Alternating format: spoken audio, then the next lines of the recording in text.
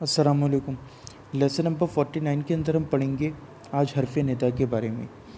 حرف ندا کا مطلب یہ ہے کہ کوئی بھی پکارنے کے لیے جو لفظ استعمال کیا جائے، جیسے ہم انگلش میں کہتے ہیں او، اردو میں کہتے ہیں ارے او، اے، ارے، تو اسی طرح عربی میں موسٹ کامنلی یا استعمال ہوتا ہے مینلی ایک، باقی سب اس کی ڈیریویشنز ہیں۔ اب اس کے اندر کچھ ایکسیپشنز ہیں۔ سب سے پہلا، اگر معین نکرہ ہے، یعنی کوئی نکرہ ایسا ہے جو معین ہے، مخصوص ہے، یا مفرد نام ہے اور معرفہ ہے لیکن بغیر ال کے، یعنی کہ اس میں علم ہے، جیسے زید، محمد، علی، تو اس کے اندر ایک چینج لاتا ہے۔ یہ کیا چینج لاتا ہے؟ یا زیدن کو یا زیدو کر دے گا، تنوین اڑا دے گا۔ اسی طرح یا نارو، جو اللہ تعالیٰ نے نار کو کہا تھا۔ باقی جو غیر منصرف اسما ہوتے ہیں جیسے مریم، ابراہیم، اسی طرح موسیٰ مبنی، وہ وہی رہیں گے، یا موسیٰ یا مریم، they will remain the same۔ Second role ہے، اگر منادہ یعنی کہ جس کو پکارا جا رہا ہے اس کو منادہ کہتے ہیں، اگر منادہ معرف باللام ہو یعنی کہ ال کے ساتھ ہو، پھر ہم کیا کریں گے؟ یعنی کہ اگر ہمیں کہنا ہے کہ اے مخصوص آدمی الرجل، تو اس کے اندر یہ ایک کام کرتا ہے۔ وہ کام یہ کرتا ہے کہ یا اور اس اسپیسیفک نام کے درمیان اس کے اندر کوئی چینج تو نہیں آتا لیکن ایہا لگ جاتا ہے، یعنی کہ اگر مذکر ہے تو ایہا، ایہا، اور اگر فیمیل ہے تو ایتوہا، ایتوہا۔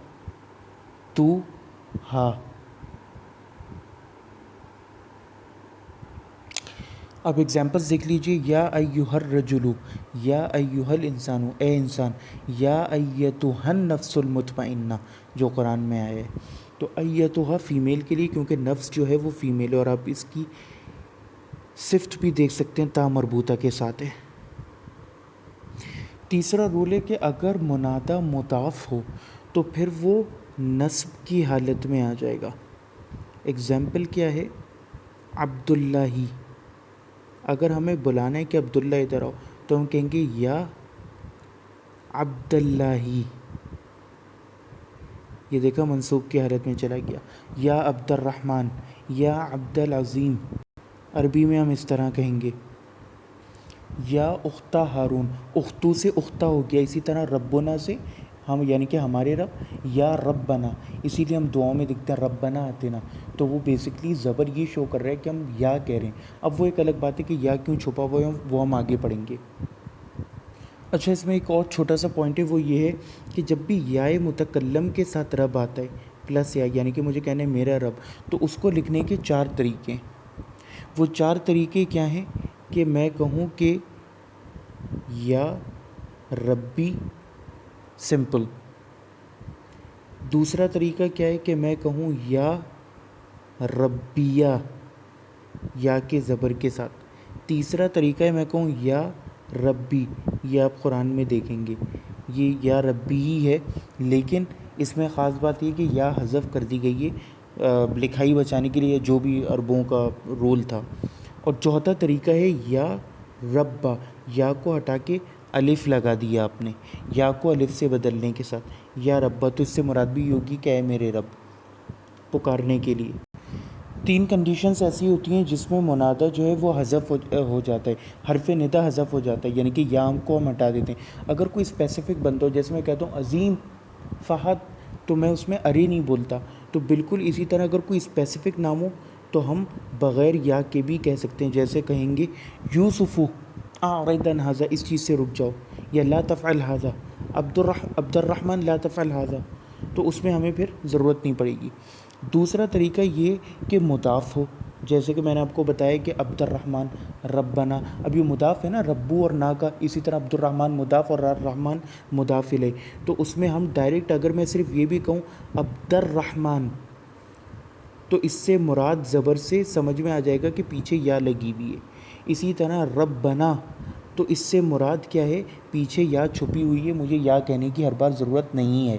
اور تیسرا ہے کہ معرف باللام ہو، یعنی کہ جس میں نے بتایا تھا کہ ایہا اور ایتھا فیمیل کے لیے استعمال کرتے ہیں، جیسے ہم التحیات میں کہتے ہیں کہ السلام علیکہ سلام ہو آپ پر، ایھا النبی، یا ایو نہیں کہتے، تو یہ یا یہاں پہ انڈرسٹوڈ ہوتا ہے ایھا النبی، کیونکہ نبی جو ہے اس کا ال ہے معرف باللام ہے، تو ہم نے ایھا لگا دیا، بس کافی ہے، یا کی ضرورت نہیں ہے۔ ایک سیکنڈ لاسٹ پوائنٹ اس پورے لیسن میں جو ہے وہ یہ ہے کہ اگر مضاف کے مشابہ کوئی لفظ ہو، یہ آپ کو کانٹیکس سے میری بات سمجھ میں آ جائے گی، یا نکرہ غیر معین ہو، جیسے وہاں پہ تو نار جو تھی، یا نارو کونی بردن و سلامن، ابراہیم علیہ السلام کے لیے جو ایک اسپیسیفک آگ کو اللہ تعالیٰ نے کہا تھا، اگر اسپیسیفائڈ نہ ہو، مخصوص نہ ہو، تخصیص نہ ہو، تو پھر ہم اس کو منصوب حالت میں تو استعمال کریں گے بغیر ال کے، لیکن ڈبل زبر کے ساتھ، یعنی کہ تنوین کے ساتھ۔ جیسے میں کہوں یا راکبن، اے سوار ہوئے وے، فرسن، اب یہ دیکھیے یہ مضاف الیہ لگ رہا ہے دکھنے میں لیکن ہے نہیں، یعنی یہ دکھنے میں نہیں ہے لیکن ہے مضاف الیہ، اور یہ مضاف ہے، یعنی کہ اے گھوڑے کے راکب چڑھے ہوئے، یا راکبن فرسن۔ اسی طرح یا مسافرن، اے مسافر سفر کرنے والے، الل ہندی، ہند کی طرف۔ تو ایسی صورت میں کیونکہ غیر معین شخص سے کسی کے بارے میں کہہ رہے ہیں تو پھر وہاں پہ ہم اس کو ڈبل تنوین کے ساتھ استعمال کریں گے۔